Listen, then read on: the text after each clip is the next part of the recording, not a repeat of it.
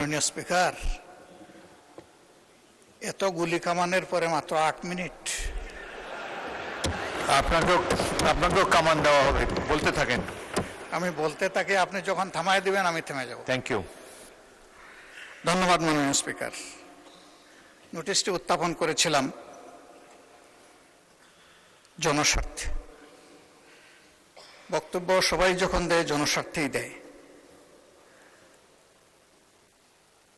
আমরা বিরোধী দলের পক্ষ থেকে পর্যন্ত 4 জন কথা বলেছেন, বা 5 জন আমি এখন বলছি। আমার মূল বক্তব্যে যাওয়ার আগে মাননীয় সংসদ সদস্য এবং স্বরাষ্ট্রমন্ত্রী খুব চমৎকার কিছু কথা বলেছেন, এগুলো একটু স্মরণ করতে চাই আমি। উনি বলেছেন যে shareholder is shareholder. সে কিভাবে শেয়ার হোল্ডার হয়েছে এটা পরে দেখা যাবে। এটা পরে কেন? এটা তো আগেই এক্সপোজ হয়ে গেছে। সারা দুনিয়া জানে, উনি জানেন না। উনার মতো একজন বিজ্ঞ মানুষ, আমি এটা বিশ্বাস করি না। এই ব্যাংক থেকে উনি একা নিয়েছেন তার নিজের নামেই 82,000 কোটি টাকা, আর তার সমুদয় শেয়ার যেগুলা তিনি কিনেছেন 82% মালিক হয়ে গিয়েছেন, এগুলার মূল্য হচ্ছে মাত্র 12,000 কোটি টাকা। অর্থাৎ তিনি কই তেল দিয়ে শুধু কই বাঁচেন নাই, কইও বাঁচছেন, শোল মাছও বাঁচছেন, এবং সবগুলা ব্যাংক থেকে ডাকাতি করা টাকা। সেই শেয়ারগুলা কিভাবে হস্তান্তর হয়েছে তিনি একটা প্রতিষ্ঠানের নাম এখানে বলেছেন, সবগুলা বলে দিলে ভালো হইতো।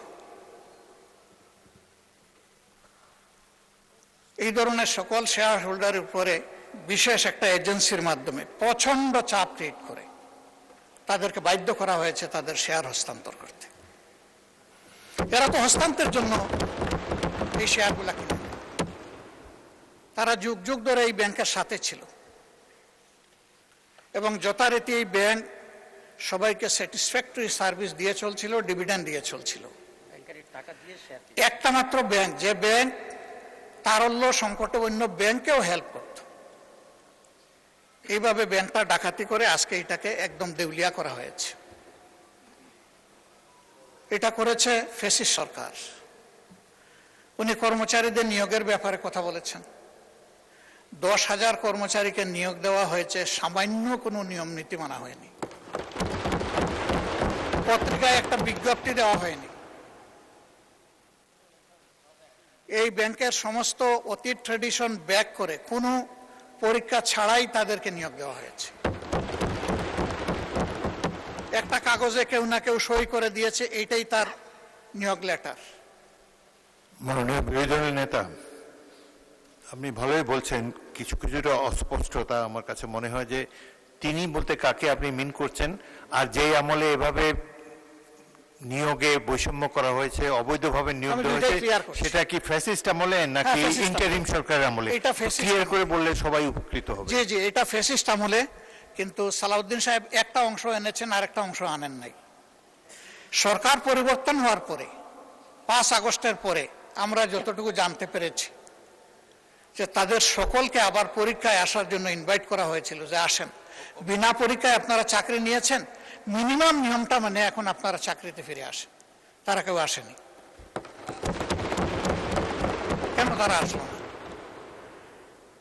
এরপরে এই ব্যাংকটা 1983 সালের নভেম্বরে 3টা শাখা দিয়ে বাংলাদেশে তার কার্যক্রম শুরু করে।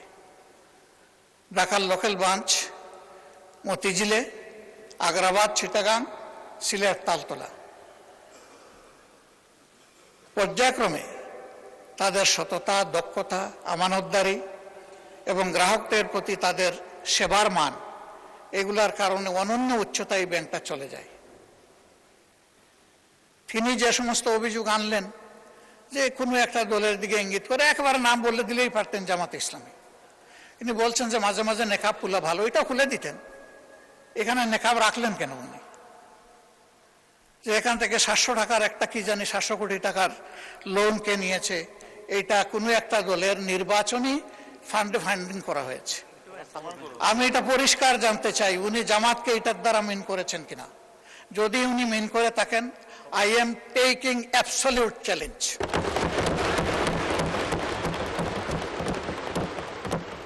তিনি এটা প্রমাণ করতে পারলে আমি তাকে একটা মেডেল দিব পার্সোনালি।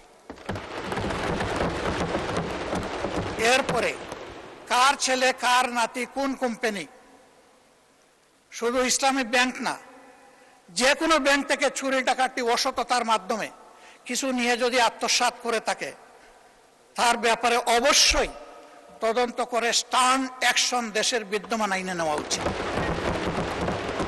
এটা আমি শফিকুর রহমান হলে আমাকেও যেন স্পেয়ার করা না হয়। মাননীয় স্পিকার, এই ব্যাংকটিতে ক্ষুদ্র একজন ব্যবসায়ী হিসাবে আমার বসার সুযোগ হয়েছিল 2005 থেকে 2011 সাল, 6 বছর। ব্যাংকের বোর্ডে বসতাম, শিখতাম, জানতাম, বাংলাদেশের অর্থনীতিকে বোঝার চেষ্টা করতাম। সেই সময়টা এই ব্যাংক এককভাবে বৈদেশিক রিমিটেন্সের 32% পর্যন্ত আর্ন করত।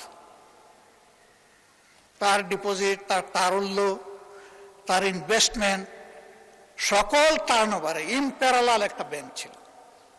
সবগুলা সরকারি ব্যাংক মিলেও তার সমতুল্য ছিল না।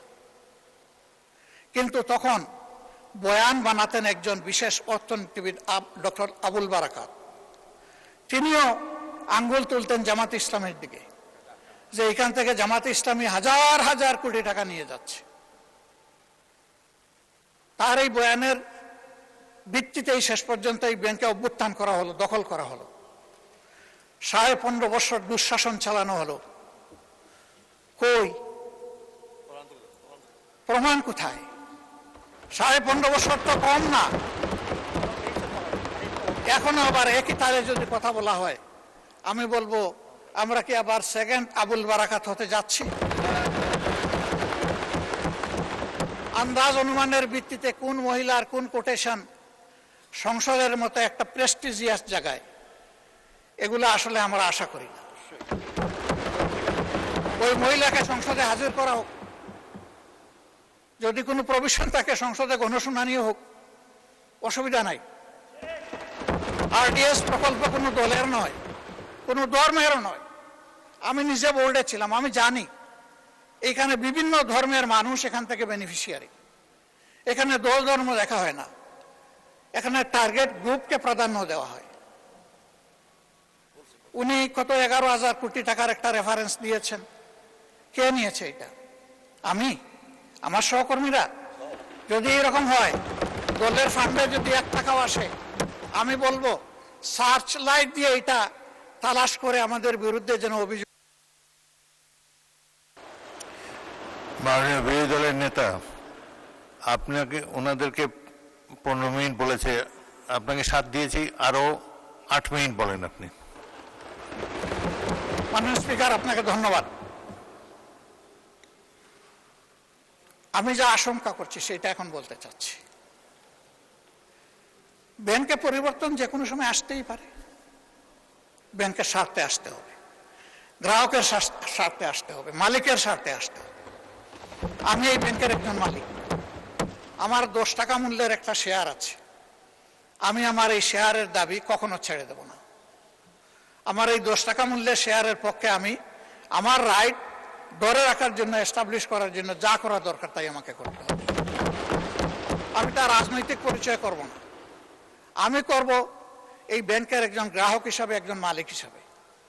এইভাবে রাজনৈতিক পরিচয় থাকা কোনো দোষের বিষয় নয়।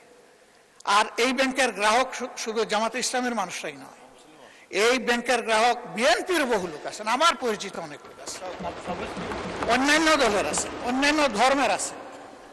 এটা সকলের ব্যাংক। এই ব্যাংক একক কারণ না। ওই ব্যাংকের গায়ে লেখা নাই যে এই ব্যাংক এরাই শুধু সুবিধা নেবে, বাকিরা পারবে না, এরাই শুধু গ্রাহক হতে পারবে, বাকিরা পারবে না। এই ধরনের কিছু লেখা নাই। এগুলো হলো বানায়ট বয়ান। ব্যাংকটাকে ধ্বংস করেছেন শেখ হাসিনা এস আলমকে তার হাতিয়ার হিসেবে ব্যবহার করে। আমরা এখন স্পষ্টত দেখতে পাচ্ছি সেই এস আলমকে আবার ফিরে আসার পথ করে দেওয়া হয়েছে। এর প্রমাণ এই যে ডেপুটি গভর্নর বাংলাদেশ ব্যাংকের সাবেক, তিনি রংপুরের রিজিওনাল ম্যানেজার থাকা অবস্থায়, ডিরেক্টর থাকা অবস্থায় অনিয়মের 52 লাখ টাকার অভিযোগ তার বিরুদ্ধে প্রমাণিত হয়েছে। তাকে তখন শাস্তি দেওয়া হয়েছে। আর 5 আগস্টের পর তিনি স্বৈরাচারের দূষর এবং দুষ্কৃতকারী হওয়ার কারণে তিনি শেষ পর্যন্ত এখান থেকে বাধ্য হয়েছেন চলে যেতে। সেই লোকটাকে এনে এখানে বসানো হলো। তিনি যখন ডেপুটি গভর্নর, তখন এস আলমের সকল অপকর্মের তিনি ছিলেন সহযোগী, এবং সেই হিসাবে তিনি একটা প্রাইজ পেয়েছিলেন। তার স্ত্রীর নামে ভুয়া কোনো প্রতিষ্ঠানের অস্তিত্ব নেই, সেখানে 3.5 কোটি টাকা এক্সিম ব্যাংক থেকে গিফট লোন দেওয়া হয়েছে তাকে। তিনি অসৎ। সেই লোকটাকে এনে একটা বিধ্বস্ত ব্যাংকের মাথার উপর বসায় দেওয়া, এটা কোনো যুক্তিতেই মেনে নেওয়া যায় না।